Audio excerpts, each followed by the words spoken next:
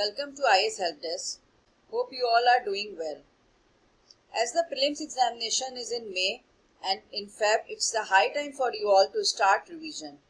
And the best strategy for starting the revision is solving mock test. So in this video, I will share the tips and tricks for solving and analyzing mock test efficiently. Recently, I have received few queries from the students in which they have told that they have started solving mock test, but while analyzing the answers, it is taking too much time. And secondly, they are not gaining so much from that. So in this video, I will share the tips and tricks which I have used for clearing prelims examination 5 times. So my name is Mayuri Khanna and I have given IS interview 4 times. And I have been providing guidance and mentorship to students and have the experience of about 12 years. So let's start the video. So the first tip is simulate the real exam environment. So while giving the mock test, start the timer for 2 hours and give the examination in hard copy with the OMR sheet so that you can analyze the working of your mind. Because बहुत बार क्या होता है कि हम जब paper घर में solve कर रहे होते हैं या लाइब्रेरी में सॉल्व कर रहे होते हैं तो उसमें वो हमें इन्वायरमेंट में मिलता है तो हमारा माइंड जो है वो नॉर्मल वर्क करता है, लेकिन जब उस पर प्रेशर बनता है और उसके बाद वो किस तरह से रिएक्ट कर रहा है उसके लिए आपको अपने को ट्रेन करना है.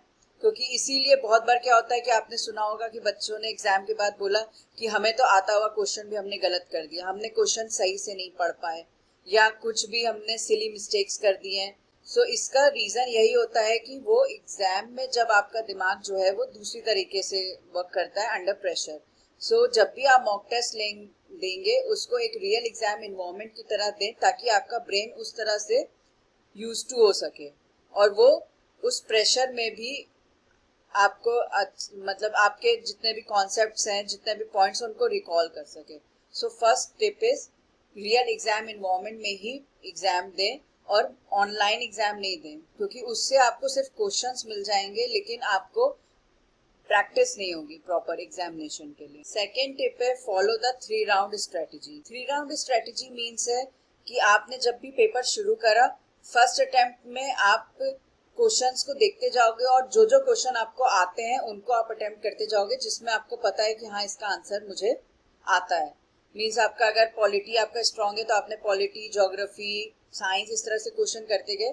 आप फर्स्ट अटेम्प्ट में सिर्फ उन क्वेश्चंस को करोगे जिसमें आपको कॉन्फिडेंस है, क्योंकि अगर आपने उसी समय में इस तरह से करने शुरू कर दिया कि आपको फर्स्ट 2 क्वेश्चंस आते हैं, फिर थर्ड नहीं आता, फिर फोर्थ भी नहीं आ रहा है, प्रेशर में आ जाओगे और जैसे ही प्रेशर में आओगे आपको आता हुआ क्वेश्चन भी आपसे गलत हो जाएगा.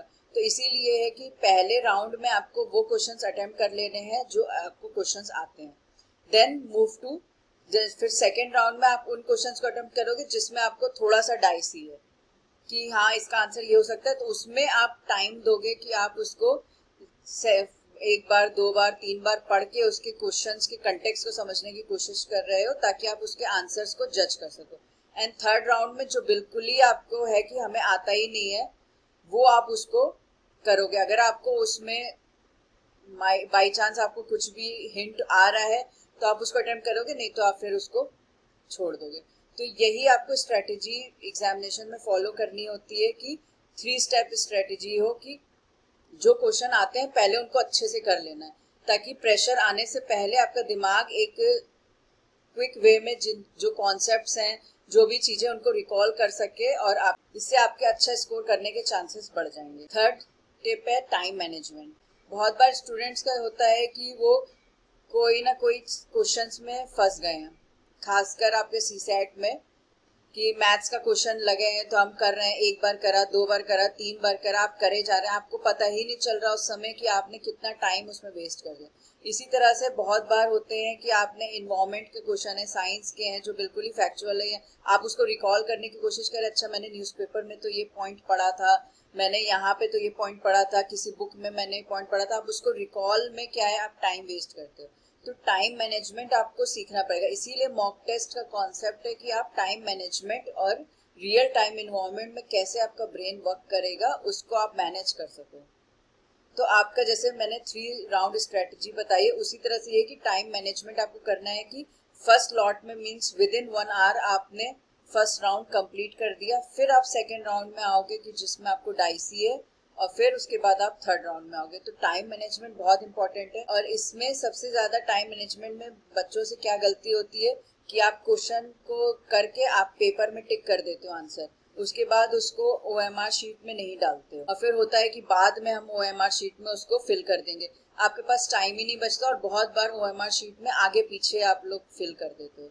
तो उससे क्या है, यही आपको मॉक टेस्ट में प्रैक्टिस करना है कि आप ओएमआर शीट, जैसे एक पेज में आपके 5 क्वेश्चंस हैं या 6 क्वेश्चंस हैं, फॉर एग्जांपल मैं एक बता रही हूँ, तो आपने उन 5 क्वेश्चंस में टिक लगाया और फिर उन 5 क्वेश्चंस का वहीं पे वहीं ओएमआर शीट कंप्लीट कर दिया आपने, then move to the next page. तो इससे क्या है कि आप वहां पे रीचेक भी कर पाओगे, कम क्वेश्चंस में आपसे गलती होने के चांसेस बहुत कम रहेंगे। तो यही सब चीजें आपको मॉक टेस्ट के टाइम पे सीखना होता है। निगेटिव मार्किंग को आप जितना अवॉइड कर सकते हैं अवॉइड करिए, क्योंकि क्वेश्चन पेपर करते समय आपको नहीं पता चलता कि ठीक है चलो एक ही क्वेश्चन में तो हमने करा है, मतलब एक ही क्वेश्चन में तो हमने तुक्का मारा है, फिर होता है कि अब चलो एक दो क्वेश्चन है साइंस के हैं या एनवायरमेंट के हैं, एनिमल्स के बारे में है, तो चलो ठीक है हो सकता है माइट भी वो सही हो जाए। लेकिन इस तरह से करते करते जब आप फाइनल आंसर्स चेक करते हो तो आपको पता चलता है कि आपने कितनी ज्यादा निगेटिव मार्किंग कर दी है। तो इसीलिए कि निगेटिव मार्किंग बिल्कुल ही अवॉइड करनी चाहिए अनटिल अनलेस आपको 50-50 चांसेस ना हो कि हाँ ये क्वेश्चन सही हो सकता है कि नहीं, मतलब जिस क्वेश्चन में आपको नहीं आता उस क्वेश्चन को अटेम्प्ट ही नहीं करना है। And the last tip is कि आपको जो सब्जेक्ट आपका स्ट्रांग हो उस सब्जेक्ट से आप शुरू करिए ताकि आपका कॉन्फिडेंस बना रहे। मीन्स आपको अगर पॉलिटी आपका स्ट्रांग है तो आप पॉलिटी, क्योंकि अब क्या है कि पेपर में एक ही जगह पे एक साथ एक से क्वेश्चन आ रहे हैं, पहले क्या था कि सब मिक्स होते थे, अब क्या है कि अगर कंटिन्यूसली 10 क्वेश्चंस आपके पॉलिटी के ही होंगे, 10 क्वेश्चंस आपके ज्योग्राफी के ही हैं, तो उससे क्या है कि आपको पता है कि हाँ यहाँ से पॉलिटी शुरू है, तो आप उतने 10 क्वेश्चंस को आपने जल्दी से करा तो आपका एक कॉन्फिडेंस बना रहेगा कि हाँ देखो मेरे 10 क्वेश्चंस तो अटेम्प्ट हो गए अच्छे से। तो ये टिप्स एंड ट्रिक्स है जो बेसिक आपको मॉक टेस्ट करते समय आप प्रैक्टिस करोगे तभी आप फाइनल एग्जामिनेशन के टाइम पे इसको यूज कर पाओगे। सो अब जो भी मैंने टिप्स एंड ट्रिक्स बताई उसको मैं एग्जाम्पल्स के थ्रू आपको समझाने की कोशिश करती हूँ। ये मैंने 2024 का आईएएस का पेपर लिया, ये कोई मॉक टेस्ट नहीं है, ये आईएएस का पेपर है। इसमें जैसे ये पहला क्वेश्चन है, the atmosphere is heated more by incoming solar radiation than the terrestrial radiation. ये क्वेश्चन जो है वो डायरेक्टली एनसीईआरटी का है। सो मैं सजेस्ट करूंगी कि आप लोग एनसीईआरटी जरूर पढ़ें, खासकर पॉलिटी, ज्योग्राफी और हिस्ट्री के लिए, क्योंकि वहां से क्वेश्चंस डायरेक्ट आते हैं। Direct means line to line वहां से क्वेश्चन आ जाए। so, जैसे ये क्वेश्चन है first question, then move to the second question. ये क्वेश्चन जो है वो कॉन्सेप्चुअल क्वेश्चन है एंड बेसिक क्वेश्चन है, हर स्टूडेंट को आते हैं। ठीक है, तो आपने अगर किसी बच्चे ने है कि हम ज्योग्राफी से पेपर शुरू करेंगे तो आपने ये क्वेश्चन अटेम्प्ट करें, तो ये सारे क्वेश्चन एनसीईआरटी बेस्ड है और बेसिक क्वेश्चंस हैं। तो आपको क्या है कि जब आप ये क्वेश्चंस अटेम्प्ट करोगे तो आपको कॉन्फिडेंस आएगा कि हाँ ये क्वेश्चन तो कॉन्सेप्ट्स बेस्ड है, ये क्वेश्चन मैंने पढ़े हुए हैं, कॉन्सेप्ट्स हैं, तो मैं उसको अटेम्प्ट कर लूंगा। तो इससे आपका कॉन्फिडेंस जब बढ़ेगा तो आपका ब्रेन जो है वो राइट डायरेक्शन में वर्क करेगा और आप आगे के क्वेश्चंस में भी थिंग्स को रिकॉल कर पाओगे। अगर आपने गलत क्वेश्चन, मतलब आपने पहला दूसरा तीसरा ही क्वेश्चन आपको नहीं आता है बाई चांस और आपने इसको स्किप नहीं करा और उसमें आपने टाइम वेस्ट करके, या आपने दूसरा सब्जेक्ट नहीं शुरू करा कि ठीक है चलो मुझे ज्योग्राफी के क्वेश्चंस नहीं आ रहे, मैं पॉलिटी से स्विच करता हूँ या हिस्ट्री से स्विच करता हूँ, अगर आपने ऐसा नहीं करा तो आपका कॉन्फिडेंस लो हो जाएगा और आपका ब्रेन जो है वो उसी डायरेक्शन में मूव करेगा और प्रेशर में आप जो आता हुआ क्वेश्चन है वो भी नहीं कर पाएंगे। मॉक टेस्ट का एक इम्पोर्टेंस ये भी है कि आप जितने क्वेश्चंस अटेम्प्ट करेंगे उतने क्वेश्चंस की आप साइकोलॉजी समझ पाएंगे। साइकोलॉजी मीन्स ये होती है कि जब आप क्वेश्चंस पढ़ते हो तभी आपको क्वेश्चंस में एक पता चल जाता है कि क्या पूछना चाह रहा है, क्वेश्चन में किस डायरेक्शन में जा सकता है, उसका आंसर क्या हो सकता है। तो ये आपको सिर्फ प्रैक्टिस से आएगा। जैसे अब ये 18 क्वेश्चन है, इसमें स्पीशीज के बारे में पूछा गया है। ये बाई चांस आपने अगर न्यूज में पढ़ा होगा तो ठीक है आप उसको अटेम्प्ट कर सकते हो, नहीं तो ये क्वेश्चन में आप टाइम वेस्ट करने की जरूरत नहीं है कि आप उसमें रिकॉल करो कि क्या मैंने पढ़ा था, मैंने ये टर्म तो पढ़ा था पैरास्टॉइड स्पीशीज, लेकिन उसमें क्या क्या दिया गया था। इसमें टाइम वेस्ट करने की, यही मैं आपको बता रही हूँ कि राउंड 1 में आपको सारे क्वेश्चन वो अटेम्प्ट करने हैं जो आपको आते हैं।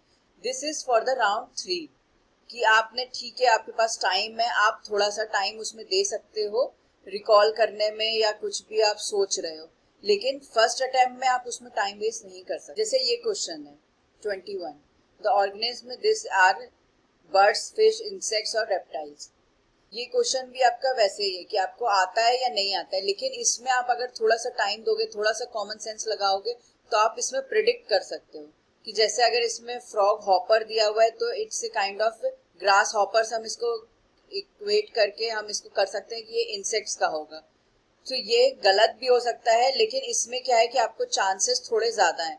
तो निगेटिव मार्किंग के टाइम पे आपको इसी तरह के क्वेश्चन सेलेक्ट करने हैं कि हाँ ठीक है, चांसेस जो है वो 70-30 है या इस तरह के। नहीं तो अगर आपको जरा सा भी ज्यादा डाइसी है तो आपको क्वेश्चंस अटेम्प्ट करने ही नहीं। और आप जितने भी ज्यादा क्वेश्चन अटेम्प्ट करेंगे उतने ज्यादा आपके चांसेस हैं कि आप प्रिडिक्ट कर पाओगे, क्योंकि ज्यादा प्रैक्टिस से आपको बहुत से कॉन्सेप्ट्स नए पता चलते हैं, बहुत सी चीजों के बारे में पता चलता है। अब हम ये समझते हैं कि मॉक टेस्ट देने के बाद आपको एनालाइज कैसे करना है कि आपने क्या मिस्टेक्स करी और उसको कैसे यूटिलाइज करना है। मैंने ये शंकर आईएएस का एक पेपर लिया हुआ है फॉर एग्जाम्पल। सो अगर मैं, तो फर्स्ट थिंग इज, अगर आप मॉक टेस्ट को जब एनालाइज करोगे तो उसको एक पेपर की तरह आपको यूज नहीं करना है कि आपने बस देखा कि अच्छा मैंने कितने क्वेश्चन सही करें, कितने गलत करें, कौन सा क्वेश्चन सही है, कौन सा गलत है, कौन सा सब्जेक्ट बेटर करा है, ये आपको एनालाइज नहीं करना है।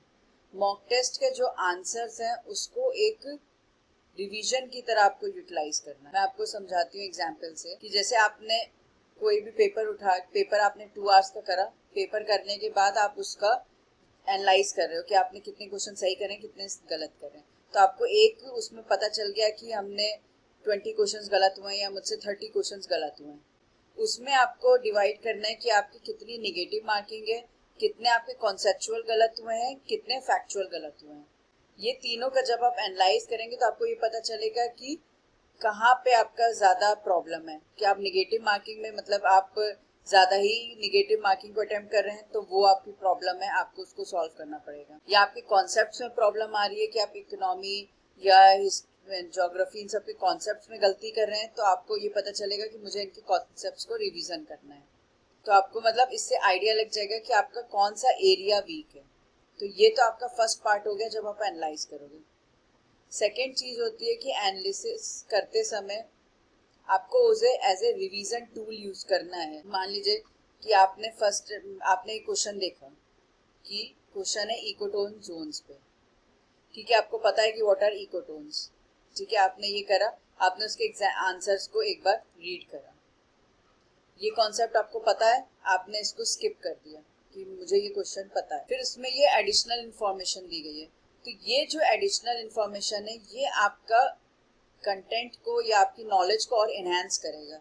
तो इसके आपको नोट्स बनाने हैं कि आपने इकोटोन का, आपको कॉन्सेप्ट तो पता है कि व्हाट इज इकोटोन। इकोटोन में जो एक्स्ट्रा नॉलेज है वो आपको पॉइंट्स बनाने हैं, ताकि बाई चांस इस पे भी क्वेश्चन आ सकते हैं या इससे थोड़ा सा रिलेटेड आए तो आप उसको क्वेश्चन को एनालाइज कर सकते हो। तो इस तरह से आपको जब मॉक पेपर का एनालिसिस करेंगे तो उसको एक रिवीजन टूल की यूज करना है कि अच्छा मैंने इकोटोन का कॉन्सेप्ट मेरा फाइनल हो गया, रिवाइज हो गया, कम्युनिटी रिजर्व का मेरा रिवीजन हो गया, मुझे पता चल गया कि ये कॉन्सेप्ट्स क्या हैं, जितने भी ये एग्जाम्पल्स हैं, मोड ऑफ कंजर्वेशन, ये मुझे पता चल गया।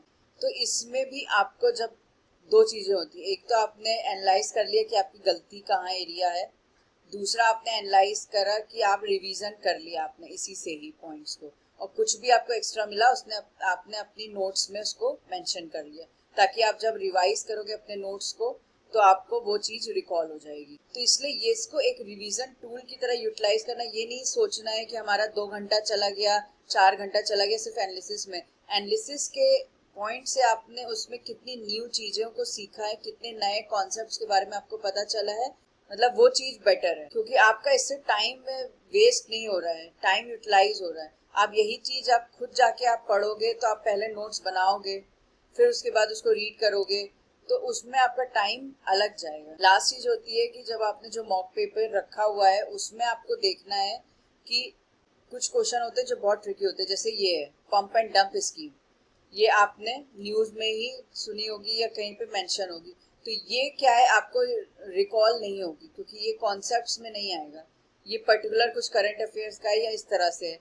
तो तो इस क्वेश्चन को आपको मार्क कर देना, मतलब आपने इसको सर्किल कर लिया, ठीक है। इसी तरह से और भी क्वेश्चंस होंगे जो आपको कुछ नया होगा, जिनके बारे में आपने फर्स्ट टाइम पढ़ा होगा, आपने नोट्स भी बना लिए होंगे, लेकिन बाई तब भी आप इसको रिकॉल नहीं कर सकते क्योंकि ये फर्स्ट टाइम है। तो इन क्वेश्चंस को आपको सर्किल कर लेना है, ताकि जब आप पेपर के टाइम पे आप अपने सारे मॉक टेस्ट को रिवाइज करोगे तो इन क्वेश्चंस को आपको पता होगा कि ये कुछ क्वेश्चंस नए थे जिनको मुझे पढ़ना है, तो आप डायरेक्टली इन्हीं क्वेश्चंस को फिर अटेम्प्ट करोगे या इनको रिवाइज करोगे। तो इस तरह से जब आप एनालिसिस कर रहे हो तो आपको क्वेश्चंस का अपनी एनालिसिस तो आपने कर ली कि कितने सही हैं कितने गलत हैं, लेकिन उससे आपने आंसर से कितना, क्योंकि आंसर जब बनाए जाते हैं तो उसमें एक्स्ट्रा इन्फॉर्मेशन डाली जाती है ताकि स्टूडेंट्स को और बेटर आंसर्स मिल सके। सिर्फ आपको ये नहीं लिख के दिया जाता है कि it is correct it is incorrect, क्योंकि उससे आपका कोई फायदा नहीं हो रहा है। उससे आपने वन टाइम आपको पता चल गया अच्छा ये क्वेश्चन मेरे से गलत हुआ, ये मेरे से सही हुआ, लेकिन जब इसमें एक्स्ट्रा इन्फॉर्मेशन दी जाती है तो उसको एक रिवीजन टूल की तरह यूज करके उससे आप और नई चीजों को पढ़िए, नए चीजों कॉन्सेप्ट्स को, और उसको नोट डाउन करिए। नोट डाउन करना सबसे इम्पोर्टेंट है ताकि आप एग्जाम के टाइम पे उसको रिवाइज कर सको, क्योंकि आपने एक बार पढ़ लिया आपको दिमाग में वो रिकॉल होगा नहीं। और मॉक टेस्ट के टाइम पे सबसे इम्पोर्टेंट है कि आपको ये हो कि आपके कॉन्सेप्चुअल क्वेश्चंस बिल्कुल गलत नहीं होने चाहिए, कि आपके कॉन्सेप्ट्स इतने स्ट्रांग हो कि आप कॉन्सेप्चुअल क्वेश्चंस में गलती नहीं करिए। जो डाइसी क्वेश्चंस हैं, फैक्चुअल क्वेश्चंस हैं, या कुछ भी करंट अफेयर्स रिलेटेड है या स्पीशीज सम स्कीम्स इस तरह से है, वो बाई चांस आपके गलत हो सकते हैं, लेकिन कोर कॉन्सेप्चुअल क्वेश्चंस कभी गलत नहीं होने चाहिए। इससे आपको पता चलता है कि प्रिपरेशन लेवल आपकी अच्छी है। अगर आपकी कॉन्सेप्चुअल क्वेश्चंस में प्रॉब्लम आ रही है तो फिर इसका मतलब ये है कि आपको बेसिक्स ही आपका क्लियर नहीं है और आपको एनसीईआरटीज या कुछ भी बेसिक बुक से आपको फिर से पूरा कॉन्सेप्ट को रिवाइज करना पड़ेगा। And last thing, mock test को आपको स्कोरिंग पॉइंट ऑफ व्यू से नहीं चेक करना है कि हमारा बहुत हाई स्कोर आ रहा है, अबव 100 आ रहा है तो मेरा बहुत अच्छी प्रिपरेशन है। आपको उसमें से आइडेंटिफाई करना है कि आपके वीक स्पॉट्स क्या हैं, प्लस इसको आंसर्स को कैसे हम रिवीजन की तरह यूटिलाइज कर सकते, क्योंकि जो मॉक टेस्ट में क्वेश्चन है वही आपके एग्जामिनेशन में क्वेश्चन नहीं आने हैं। सेम टू सेम क्वेश्चंस के बहुत ही रेयर चांसेस हैं। तो आपको इसको मॉक टेस्ट को as a practice and revision की तरह लेना है कि हम जितने ज्यादा मॉक टेस्ट कर सके, जितना ज्यादा प्रैक्टिस कर सके, उतना ज्यादा हम अपने वीकनेस को खत्म कर पाएंगे और उतने ज्यादा अच्छे हम कॉन्सेप्ट्स को समझ पाएंगे। So hope you have liked the video and please like, share and subscribe our channel. Thank you.